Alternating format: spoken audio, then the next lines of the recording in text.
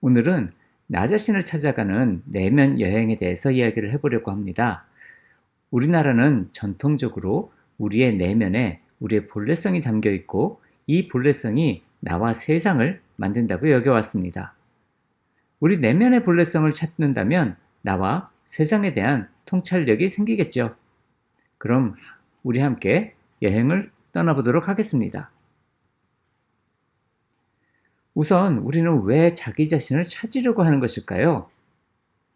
실존이란 말은 지금 여기에서 내가 느끼는 것입니다. 그런데 지금 여기에서 공허감을 느끼는 경우가 많습니다.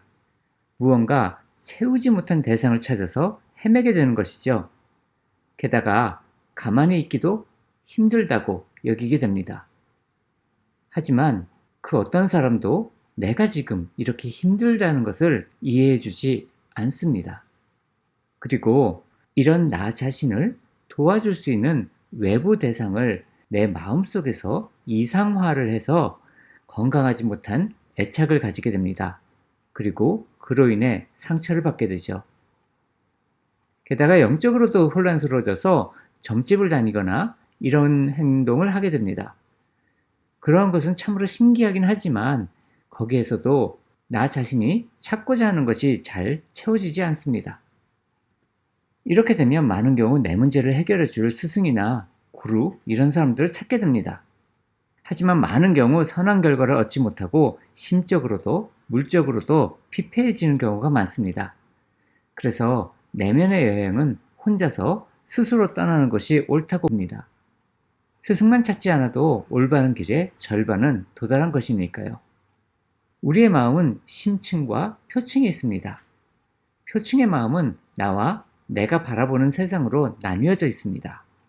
그에 비해서 심층의 마음은 나와 세상이 모두 하나가 된 곳입니다.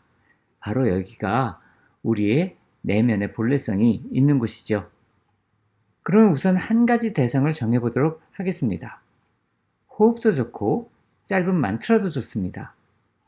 걷기 명상 같은 것도 굉장히 잘 작동됩니다. 이렇게 해서 잠시 그것을 바라보도록 합니다.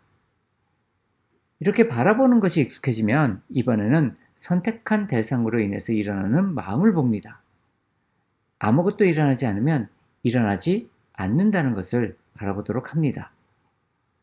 마지막으로 이렇게 마음과 대상을 보았던 그 중심이 되는 나를 찾아봅니다. 자, 이렇게 되면 나를 찾는 여행의 첫 걸음을 뗀 것입니다. 이제 이렇게 찾은 나의 중심점에 잠시 머물러 봅니다. 조만간 깊은 마음속의 본래 내가 깨어날 것이니까요. 그것을 믿고 기다리며 고요하게 있어 봅니다. 잠깐 함께 이걸 해보도록 하겠습니다. 우선 눈을 감고 호흡을 바라보세요. 들여 마시고 내쉬고 들여 마시고 내쉬고 천천히 내가 호흡을 하고 있다는 것을 느껴보는 겁니다. 이렇게 호흡을 바라볼 때 어떤 느낌이나 마음이 생기는지 그것을 한번 살펴봅니다. 그리고 이런 것을 바라보고 있는 나의 중심으로 한번 돌아가 보세요. 네, 잘 하셨습니다. 이제 거기에 머무르면 됩니다. 모든 것은 스스로 이루어지는 것입니다. 그렇게 믿고 한번 기다려 보세요. 이렇게 머무르며 기다리면 나의 본래성이 신기하게도 스스로가 스스로를 자각합니다. 내가 사라질 때 사라진 내가 있는 곳에 모든 것이 하나인 마음이 깨어납니다. 본래성이 신비롭게도 스스로를 이해한다는 것이 성자 신해라는 단어입니다. 그리고 부처님의 본성이 일어나는 바로 그때라고도 이것을 칭합니다. 이것을 불성, 성기라고 말합니다. 중요한 것은 깨달음은 얻는 것이 아니라 저절로 일어나는 것입니다. 자, 그러면 오늘도 수고 많으셨고요. 다음번에는 또 다른 재미있는 이야기를 가지고 오겠습니다.